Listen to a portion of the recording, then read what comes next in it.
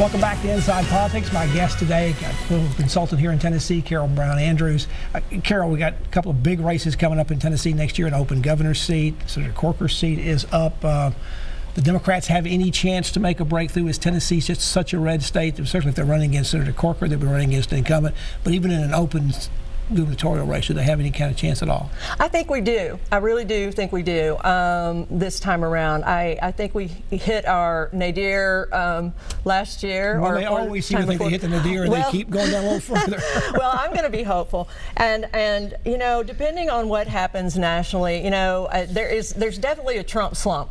There's no doubt there's a Trump slump, and nationally. Now, how far that reaches down to us is debatable, and the next 6 months or so is going to play that out. But I think the policies, particularly with health care, that's a big one. And you know what?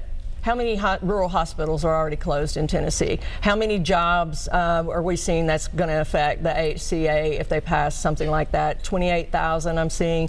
And, you know, people are definitely hurting with health care here, and that's not an Obama problem. That is a problem with our, you know, from the top all the way down to our state legislature not passing Medicaid expansion. Looking at the Trump vote in Tennessee, both what he did here in the primary before the nomination and what he did in November, that would appear to be a pretty large part of the Republican primary vote. Who's going to get that vote? Is that a May Beavers vote? And nobody thought she'd be that strong a candidate. You know, May, I've known May a long time. I've known her since she was a county commissioner in Wilson County, and I was a reporter back then in Wilson County. She is a very strong conservative. She's gotten redder and redder and redder as the years have gone by, and it's suited her well. I don't know where she gets the money to compete. She doesn't have big donors.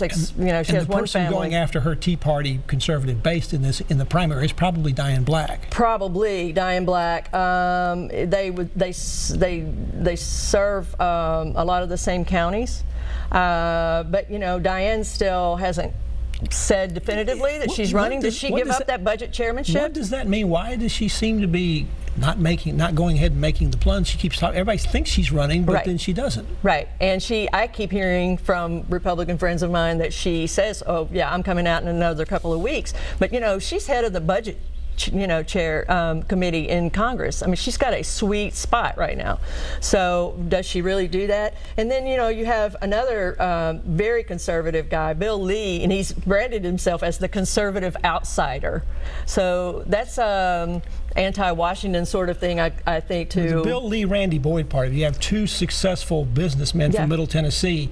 Don't they have a problem, or don't they have a need to differentiate themselves not only from all the other candidates, but from each other? So people wonder which one is which. So Randy Boyd is sort of trying to brand himself, I think, along the lines of Bill Haslam and you know, Lamar Alexander, those sorts of moderates. And Beth Harwell would look to be a moderate, but was she going to tack a little more to the right in this primary? I don't know, and I think she has a serious problem with how she mishandled the scandals in the legislature in the last couple of years. Let's go back to the Democrats quickly. You think Carl Dean is the candidate to beat on that side? Has he got too much money to beat Craig Fitzhugh, who's the minority leader? Craig Fitzhugh, and point of disclosure here, my firm is working with Carl Dean, although I'm not the principal on that campaign. But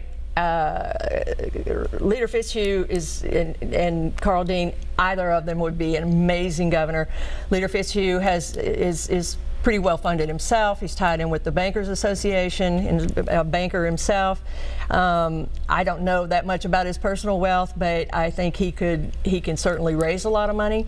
I don't know exactly where it is, but I think that Carl Dean is in the mold of Phil Bredesen, definitely, and Phil Bredesen was a tremendously popular mayor. On the Bob Corker side, we talked about a little bit in a general election situation with a Democrat, but is he vulnerable in the primary? There are a couple different polls out there. A Vanderbilt poll says he's got pretty good numbers in terms of job popularity and name recognition.